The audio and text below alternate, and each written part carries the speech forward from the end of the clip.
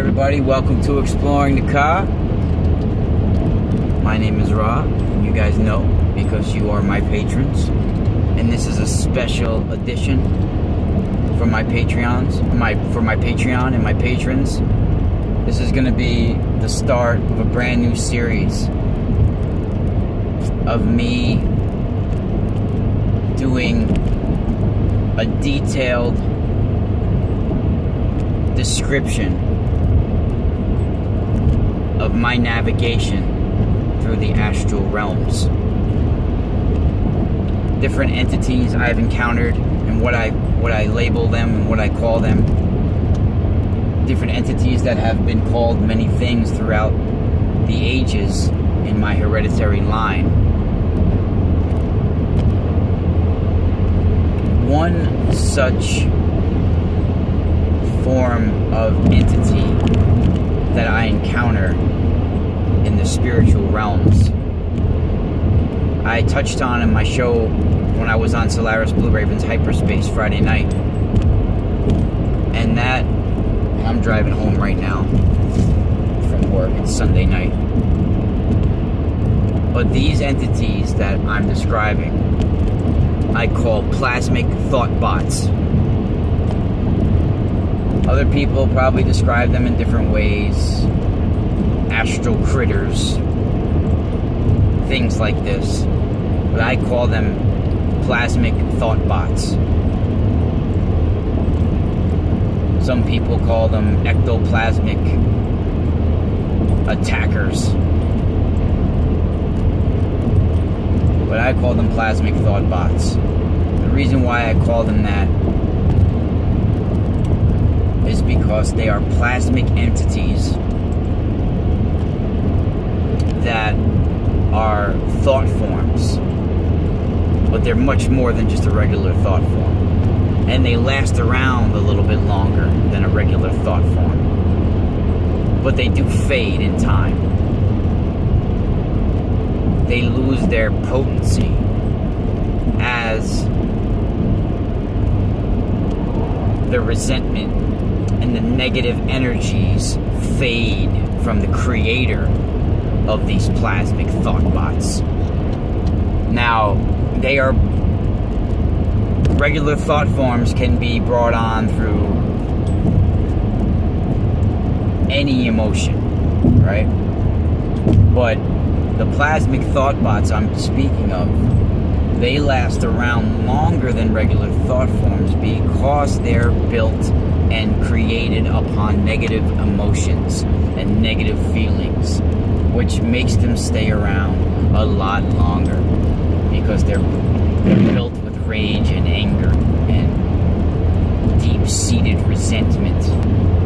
And these things can be anything from monsters to mechanical-looking spiders with not 8 legs, but like 12 to 14 to 16 legs. A more quick-stepping like, and it could scurry through the room, scurry through your mind.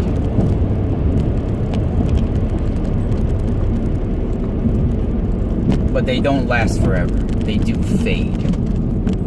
Now, the longer the creator of this thought bot stays holding on to this emotion and this negative emotion that originally created it, the longer this plasmic thought bot will stay relevant on our physical plane, or on our, on your spiritual astral plane, your dream plane, your spirit time, which will help you in your physical plane life. And from time to time, these entities are so strong and so potent, for a split second they can somehow show their imprint on this world, on this physical plane, and this material world. Now, another race of holographic entity that has been copied by government officials are what we call the Men in Black. Now, I know everybody's seen movies about the Men in Black and this about the Men in Black, but in fact, these stories go back thousands of years of these Men in Black. I know the most common ones are starting in like the 1960s, and I think his name was Mr. Bender. There's one with him, and there's all these these tales that go back only decades. But if you go into my hereditary line, the Benindante lineage that I'm from, the Strega lineage that I'm from, we have this race of entities that we call the Capenera. Now, if you're just new to me and my research and my work and my experiences, you might not have heard me mention these beings before. But I've talked about these beings for many, many years. You just probably have to go a year or two back in some of my videos to find them. I like to, not stay on one topic. I like to do, a broad spectrum of wide variety of topics that are under the umbrella of my research and my experience and my expertise. Now, this holographic race that was inserted in the Matrix to battle the time manipulation that's taking place on our physical plane and our shamanic universe, all the planes of existence, because as above, so below, right? When one plane is altered, like a domino effect, it affects the other planes of existence. The ultimate plane, all the way on down to material plane.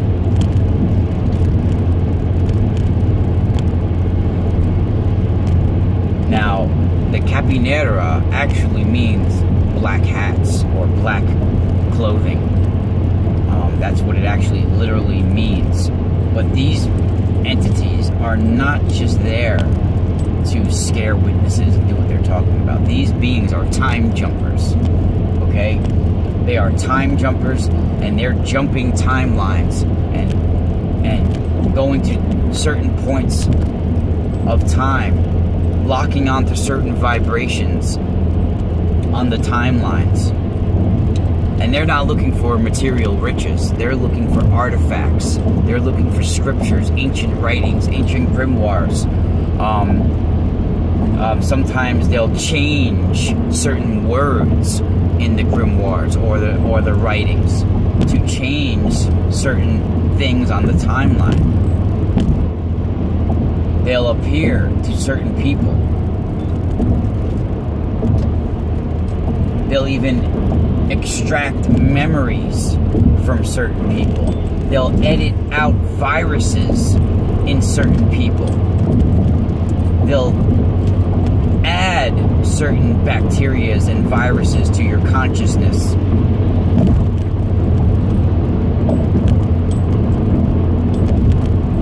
These beings are responsible for the discovery of the Nag Hammadi.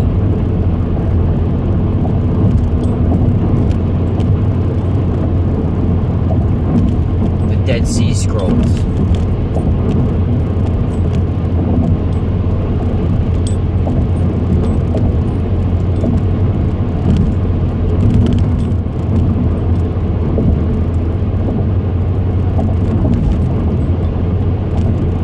I'm going to share with you because I've had experiences with these beings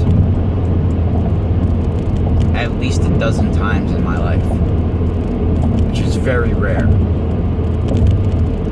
One of them happened to be the other morning. Now, even though I only saw the outline of them, the following morning, Saturday morning, yesterday morning actually, after I did my radio show, not my radio show, but I was a guest on Solaris's show from midnight to 2 a.m. in the morning. And then I ended up talking to Solaris and Tina Marie for a couple hours after the show. That next morning at like 8 a.m., I went out to get breakfast for me and the fam. Outside of the deli where I was, I saw what could have been up to 20 of them lined up across the street from the deli, looking in at me. And I could see the outline of them across, and I felt the presence. That's why I walked to the window. And it was a crowded, it's not really it's a deli, but it's more like a restaurant too. Like, it's very good food there. There was a lot of people in there, bikers that come, guys that come, not motorcycles, but guys that ride their bike, like mountain biking. It's right before a mountain, so it's the last stop before you go into the mountains, actually. So a lot of guys that are biking, they'll stop there for food. So it was crowded in there, and I walked past everyone like they didn't even exist, and I walked right to the window, and I was staring out the window directly at them. They were lined up across the street staring at me, and in my head I caught the intention and what they were doing there. And apparently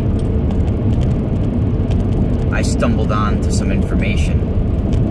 I've received some information, and I think it's been downloaded through my experiences with the sun recently. And I had a prophetic vision about the eclipse last year before it happened. That's one of the reasons why I met Chris and Sherry Gio, is because they heard my prophetic vision about what was going to take place during the eclipse, and then they saw exactly what I prophesized.